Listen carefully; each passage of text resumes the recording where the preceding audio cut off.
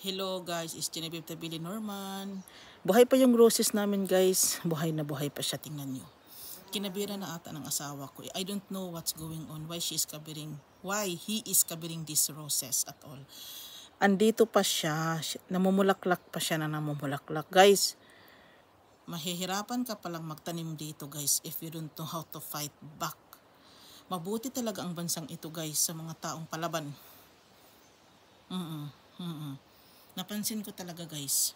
Hindi ko maintindihan basta in my own understanding, lumalaban na lang ako kasi wala na akong choice. Hindi ko na maintindihan ano na nangyayari to me after all in all. Basta ang pagkakaalam ko, there is God. Nagpalaban ako kay God guys. Mga walang Panginoon pa naman ito. Yes, you believe me.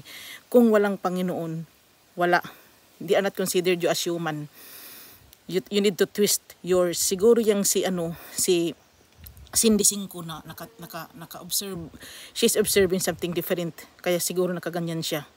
Pero kung maintindihan mo ang naramdaman namin, you will be okay lang naman pala ganito. Wala naman perfecto talaga kasi sa tao guys. Basta ako, ginawa ko na lahat to make me happy, prospering myself. Okay na ako guys. Ito kasi yung roses namin, tagbidyohan ko kasi matagal na siya dyan. Kasi bulaklak siya, babae siya. Nag-surviving siya guys. Guys, dito na lang ako. Maraming salamat. Bye.